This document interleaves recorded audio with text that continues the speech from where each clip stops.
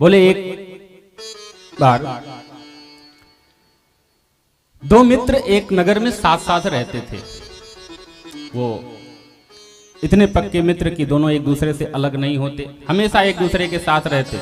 दोनों कभी कल्पना नहीं कर सकते थे कि हम दोनों कभी अलग होंगे। दोनों मित्र साथ साथ रहते रहते काफी दिन एक साथ व्यतीत किया। एक बार मन में इच्छा हुई, जो ये पुरंजन था, इसका जो दूसरा मित्र था उसका नाम क्या था? बोले अभिज्ञात। पुरंजन और अभिज्ञात नाम के दो मित्र एक साथ रहते थे। पुरंजन के मन में एक दिन इच्छा हुई कि मैं घूमना चाहता हूं, बाहर जाना चाहता हूं। अभिज्ञात ने कहा ठीक है, घूमना चाहते हो तो जाओ। दोनों पक्के मित्र कभी साथ छोड़ना नहीं चाहते थे, लेकिन मन में इच्छा हुई तो घूमने जाएं। अभिज्ञात जो दूसरा मित्र था उसने कह दिया ठीक है, जाना चाहते हो तो जाओ, घूम के आओ, लेकिन ऐसा ना हो जाए कि घूमते घूमते मित्र को ही भूल जाना। मित्र को भूले तो परेशानी बढ़ जाएगी। अब पुरंजन घूमने लगा। घूमते घूमते उसने कई सारे नगर घूमे, बहुत सारे नगर घूमते रहे। घूमते घूमते एक नगर के पास पहुंचा, एक शहर के बाहर। सुंदर शहर दिखा, 9 दरवाजों का शहर। दरवाजे से अंदर प्रवेश किया तो उसमें एक सुंदर कन्या दिखाई दी। कन्या में आसक्ति हो गई, मन हुआ तो विवाह करने की इच्छा हुई। कन्या ने कहा मैं भी विवाहित हूं, यहां पर कोई नहीं है।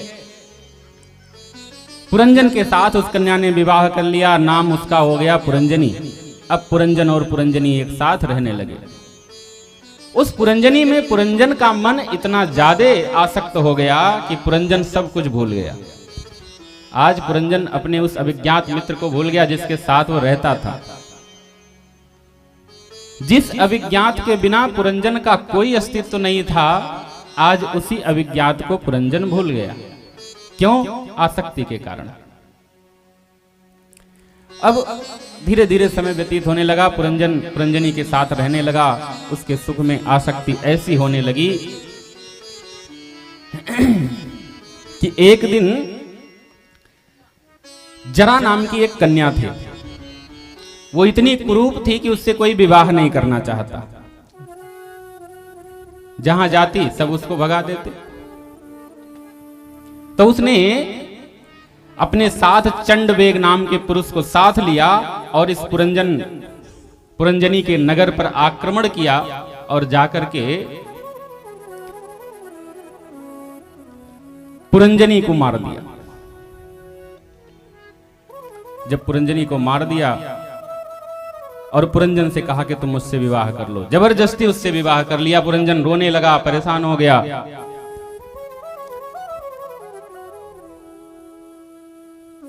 पुरंजन उसी पत्नी के शोक में प्राणों का त्याग कर दिया। पुरंजन की भी मृत्यु हो गई और अंत में मरते समय उसके मन में यह ध्यान था किसका? उसी पुरंजनी का, यानी एक स्त्री का। तो उसका जो अगला जन्म हुआ वो भी एक स्त्री का हुआ। अब जो पूर्व जन्म का पुरंजन इस जन्म में स्त्री बनकर के जन्मा।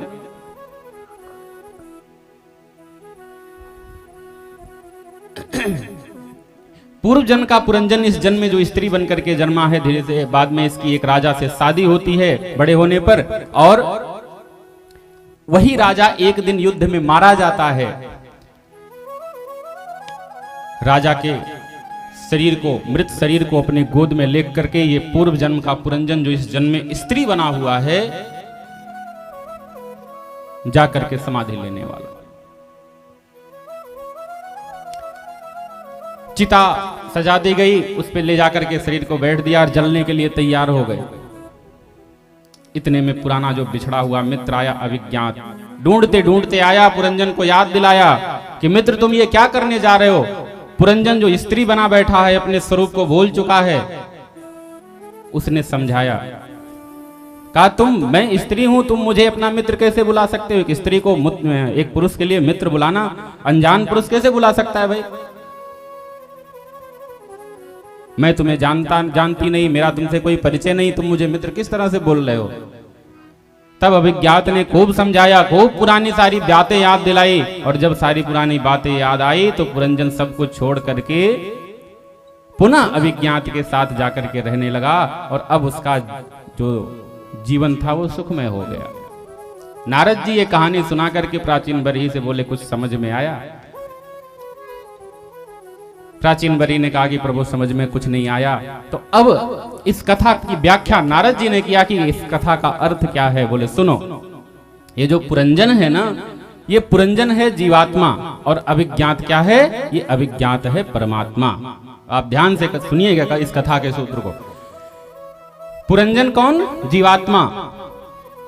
और अभिज्ञात कौन? परमात्मा। तो जीवात्मा और परमात्मा दोनों एक साथ रहते हैं। पहले दोनों एक साथ रहे, फिर जीवात्मा के मन में इच्छा जगी कि वो जाकर के अलग अलग योनियों में जन्म ले, संसार में जाए, अलग अलग संसार घूमे। तो अभिज्ञात यानी कि जीवात्मा अब परमात्मा से अलग हो गया, अभिज्ञात से पुरंजन अलग हो गया। जो पुरंजन रूपी जीवात्मा है अभिज्ञात रूपी परमात्मा से अलग हुआ और तरह तरह के नगर घूमने लगा। ये नगर कौन से हैं? बोले यही हैं 84 लाख योनियां। तमाम तरह की योनियों में जन्म लेता, बार बार जन्म लेता, बार बार मरता। और जब ये शरीर रूपी सुंदर नगर देखा, जो 9 दरवाजों का शहर है, इसमें प्रविष्ट किया। मनुष्य का सुंदर शरीर देख करके आकर्षित हो जाता है। और वो कन्या कौन थी? बोले वो कन्या थी बुद्धि। बुद्धि के इतने विषयासक्त हो जाते हैं, जब ये शरीर, मानव शरीर हमको मिल जाता है, जन्म ले लेते हैं, तो हम इस संसार के विषयों में इस तरह से फंस जाते हैं कि जो हम जिसके अंशी हैं, जिसके हम मित्र हैं, जिसको हम पुरंजन और अभिज्ञात जिसको बता रहे हैं, यानी कि जो पुरंजन रूपी जीवात्मा है वो अभिज्ञात रूपी परमात्मा को भूल जाता है, क्योंकि इस शरीर में उसकी इतनी आसक्ति हो जाती है। अपने उस अभिज्ञात मित्र को भूल जाता है और बाद में वही दुख का कारण बनता है। और बाद में जब ऐसे सत्संग होते हैं, गुरु की कृपा प्राप्त होती है, भगवान की कृपा प्राप्त होती है, तब जाकर के कोई संत आता है और ये उपदेश दिलाता है, ये हमको आभास कराता है कि जो हमारा जीवन है ये इसलिए नहीं है कि हम इस शरीर से विषयासक्त रहें। हम जीवन इसलिए न जिएं, हम अपने सारे कार्य केवल इसलिए न करें कि इस शरीर को केवल भौतिक संसाधन उपलब्ध होते न, केवल इसलिए न करें।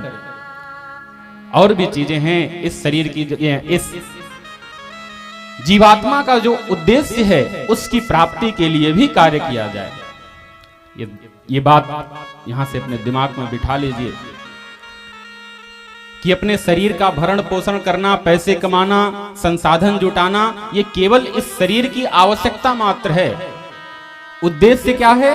उद्देश्य केवल वही है, अभिज्ञात पुरंजन का अभिज्ञात से मिलना, यानी कि इस जीवात्मा का परमात्मा से मिलना। जब तक जीवात्मा का परमात्मा में मिलन नहीं होगा तब तक बार बार जीव जन्म लेता रहेगा, बार बार उस दुख को झेलता रहेगा, बार बार विषयासक्ति में फंसता रहेगा।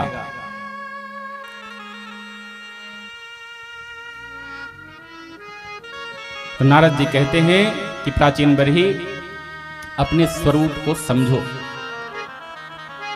जब तक आप अपने स्वरूप को नहीं समझेंगे तब तक आप भगवान को नहीं समझ पाएंगे। प्राचीन बरही को समझाते हैं कि प्रत्येक जीव परमात्मा का अंश है और प्रत्येक जीव जो परमात्मा से विलग हो गया है, इसीलिए जीव दुखी है। इस प्रकार से समझाते हैं, पुरंजन को ज्ञान हो जाता है और फिर पुरंजन जो पाप कर्म कर रहा था, जो यज्ञ में बलि दी जा रही थी, उसको रुकवा देता है। बोलो भक्तवत्सल भगवान की जय।